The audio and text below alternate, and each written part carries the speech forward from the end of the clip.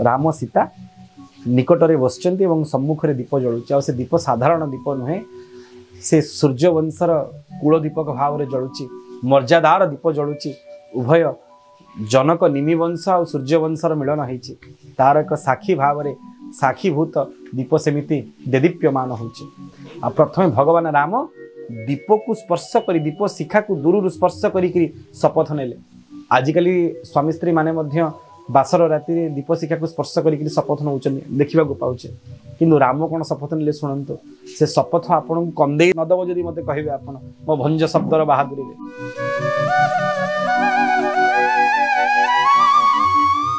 जय जगन्नाथ प्राण पुरुषोत्तम अनंत कोटि ब्रह्मांडर नाथ जगतर नाथ जगन्नाथ महाप्रभुंकर श्री चरणारविंदरे ये दासर साष्टांग प्रणिपात दर्शक बंधु आपण ओडिशार कविकुलर महर्षि तुल्य महापुरुष गंगाधर मेहरंकर विचित्र काव्यावलीर तपस्विनी काव्यर विभिन्न सर्गर गोटी गोटी भाव को शुणी आनंद अनुभव करुवा स्थले कवि सम्राट उपेन्द्र भंजंकर वैदेहिक विलासर अनेक कथा रही जहाँ वर्तमान समय सांप्रतिक समाज रे आम मानकर मनरे आदर्श मूल्यबोध को स्थापन कर विश्वास करंतु ना प्रत्येक दाम्पत्य जीवनर प्रत्येकटी परिवार मूल भित्तिभूमि हूँ दीटा गोटे आदर्श गोटे सम्मान बोध आदर्श प्रदान करवा एवं सम्मान रक्षा करवा ये दीटा जाकर यथोचित आवश्यकता रही वर्तमान समय आम मिथ्याभास करूँ आपण को यह जगन्नाथ महिमा तार मूल कारण हूँ पृथ्वीर जदि कौन समाजर उन्नति होता है ना समाजर उन्नति आरंभ होता है व्यक्ति पाखर जो गोटे व्यक्ति से गोटे व्यक्तिर व्यक्तित्वर मिलन हुए जहाँ को आम परिवार कहू पति पत्नी स्वामी स्त्री पुरुष स्त्री जो मिलन हुए एवं तापरे परिवार बढ़ी थाए और से परिवार ही समाज तैयारी करिथाए वर्तमान समय समाज विशृंखलित हबार एकमात्र कारण होची व्यक्तिर व्यक्तित्व हानि हो जाइछि जदि आपण आमर ओडिशार प्राचीन कवि मानकर साहित्य को राम सीतांकर आदर्श चरित्र चित्रावली माध्यम चित्रण करेंगे और जीवन में धारण करेंगे ना निश्चित भाव में ये समाज श्रृंखलित हो पार से आमर ओडिशा 305 चैनल तरफ ये स्वतंत्र प्रयास मात्र ओडिया कवि बढ़िया कथा जहाँ माध्यम आपण विभिन्न कवि मानकर अति बड़ी जगन्नाथ दास सारला दास आरंभ कर वर्तमान अत्याधुनिक कवि पर्यंत जो मैंने आदर्श चरित्र चित्रण कर आदर्श मूल्यबोध और सम्मान प्रदान ये दीटा जोठी वर्णना होती आमर विशेष आग्रह रही वर्णना करने निमंते आम श्री चरण को आश्रा करुँ से प्रकार भाव को पाथेय करी ओडिया भाषा साहित्यर मुकुट विहीन सम्राट कविराज कवि सम्राट उपेन्द्र भंजंकर अनवद्य कृति वैदेहिक विलासर से ही 1500 छांदर कथा आम कहू भगवान राम जितेबले कोदंड भग्न कर शिवधनु भग्न कर सीता सहित पाणी ग्रहण हो प्रथम मिलन हो से प्रथम मिलनर भाव को आपड़ शुणु दर्शक बंधु एक कथा बाहर के परिप्रकाश योग्य नहीं मैथुनवत गोप्य बोली समस्ते कहते स्वामी और स्त्री पति और पत्नी प्रथम मिलन हो कांत और कांतांकर ताकू कवि सम्राट उपेन्द्र भंज निजर शब्दर चातुर्य एवं उत्कलीय सनातन धर्मर परंपरार जहाँ संभ्रमपण रही कि सुंदर भाव में वर्णना करुँच से वर्णना को शुणी आप आनंदित है वर्तमान समय जिते युवपीढ़ी रही तथाकथित प्रेमिक प्रेमिका रही बह को जाऊथुवा भाभी बरकन्या माने रही जदि से माने भंजंकर ये भाव को शुणवे एवं जीवन में ताकू आचरण करने निमंते संकल्प ग्रहण करेंगे आपणकर गृहस्थ जीवन धन्य हो आपणकर पतिपत्नी जीवन धन्य हो आपणकर ठारू निश्चित भाव में समाजर हित साधनकारी कल्याणकारी संतान माने जन्म हेबे आपण मध्य महर्षि तुल्य पूजा पाइबे जीवन को नष्ट करंतु भंजंग भाव में भावित होंतु प्रथम थर पर भगवान राम सीता मिलन हो प्रथम थर आप जानते मधुसूर्या बासर राति दीप जलुची बासर दीप साक्षी रही प्रथम मिलनर जानते कहीं अग्नि होचंती अग्नि गुरु द्विजाति ना द्विज मान गुरु होचंती अग्नि अग्नि को साक्षी रखी पति और पत्नी उभय साक्षी रखी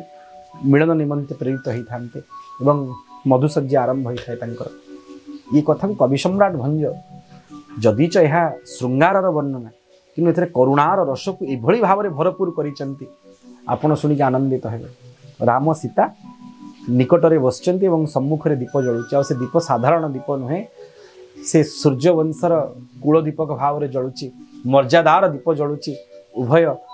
जनक निमि वंश और सूर्य वंशर मिलन होइछि तार एक साक्षी भाव में साक्षीभूत दीप सेमिति देदीप्यमान होइछि। आ प्रथमे भगवान राम दीप को स्पर्श करी दीप शिखा को दूर स्पर्श करी शपथ नेले।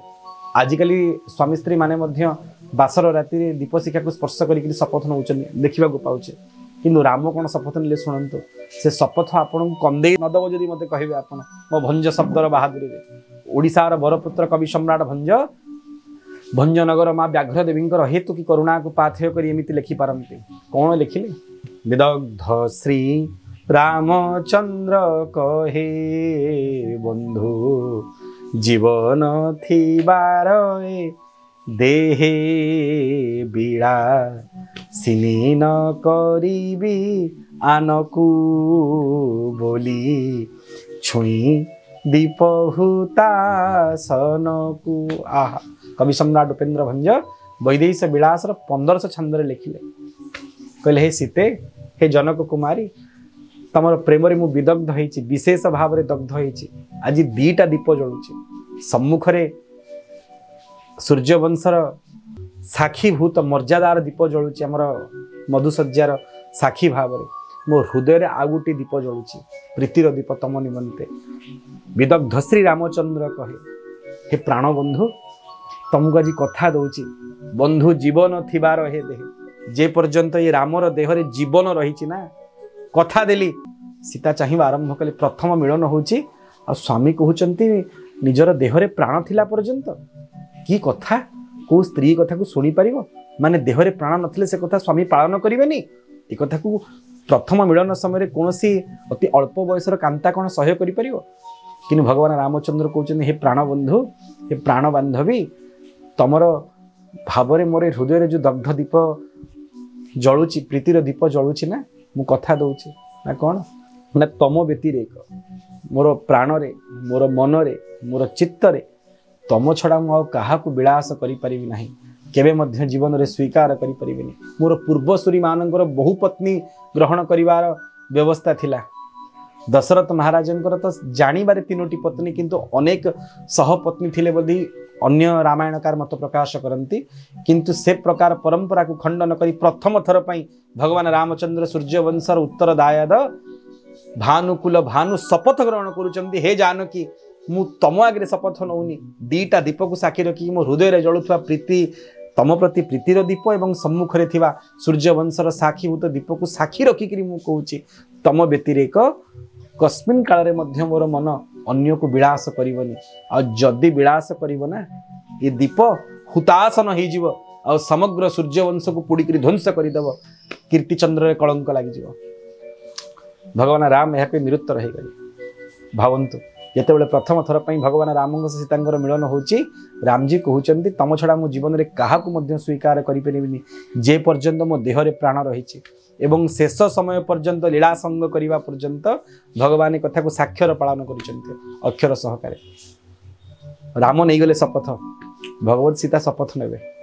सीता कौन कथा कहे लज्जावती नारी सूर्यवंशर कुलबधू प्रथम थर पर आसचंती निजर ससुरालय को स्वामी सहित मिलन होची केमिति कहिबे मुह खोलिक स्वामी सिना कहीदेले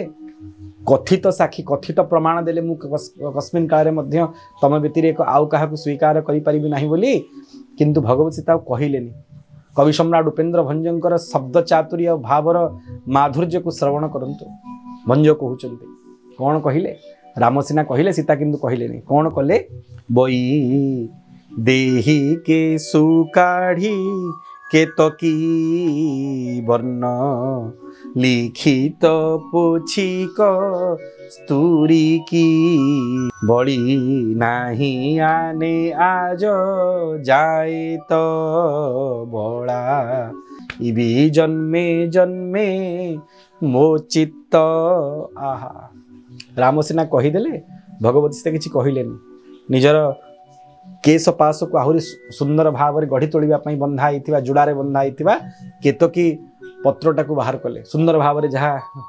गुंथा होता बाहर कले आ निजर श्री हस्तर निजर चिन्मय कर कमल अंगराग भाव में जहाँ व्यवहार करा आलक्तक भाव व्यवहार करा जाइथिला कस्तूरी से लिखा आरंभ कले राम कहले सीता लिखिले जदि आपण दीटा प्रमाण थाए गोटे कथित प्रमाण गोटे लिखित प्रमाण कोटा बेसी ग्रहणीय ना लिखित प्रमाण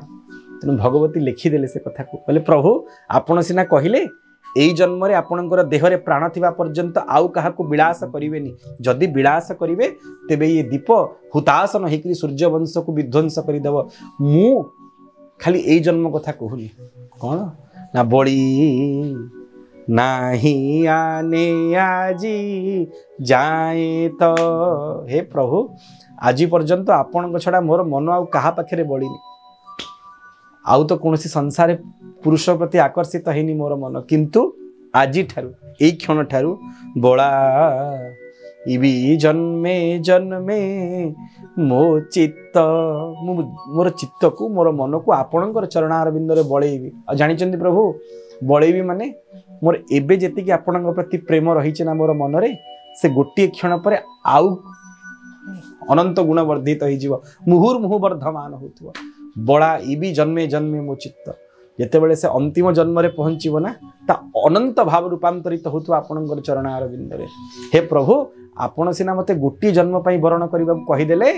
किंतु मु शपथ नउची प्रभु ए सूर्य वंशर कुल दीपक को साक्षी रखी करी मर्यादार दीपक को साक्षी रखी मु शपथ ग्रहण करुची आपणकर छड़ा जन्म जन्म रे मोर चित्त आ कहा प्रति बळीबनी जदि सेमिति केबे अवस्था हुए बर मंडपरु जीव बाहुड़ी वार्ता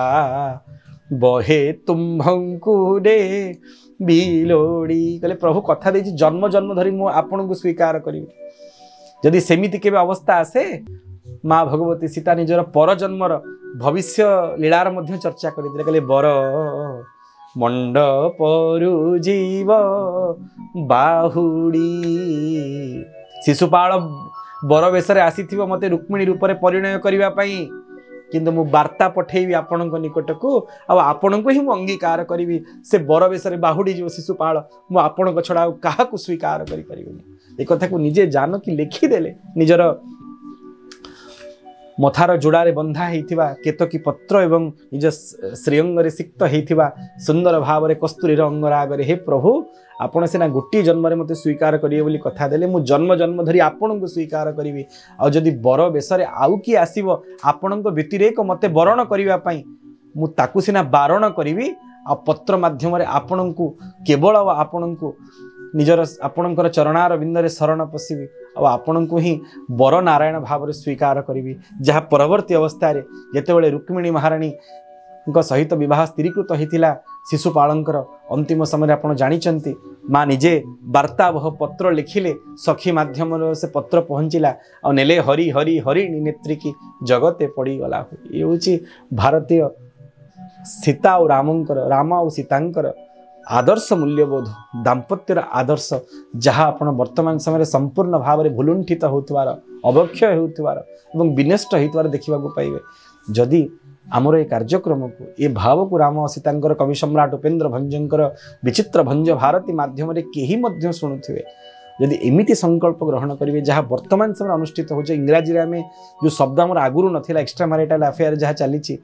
कस्मिन काल हेनी भारतीय समाज सुरक्षित हो सनातन धर्मर परंपरा सेमिति भाव में अकलंक निष्कलंक रही श्री चरणार बिंदरे अड़ी आपण मैंने आमर गोटे मात्र आशा आपण भाव में भावित हेबे आ प्रकार संकल्प ग्रहण करेंगे चेष्टा करेंगे आपको आजीवन पालन करने निमंते जन्म जन्म धरी ना गोटे जन्म निजको निष्कलंक रखिए यही दाम्पत्यर प्रेम अभिभूत हेबे। जय जगन्नाथ।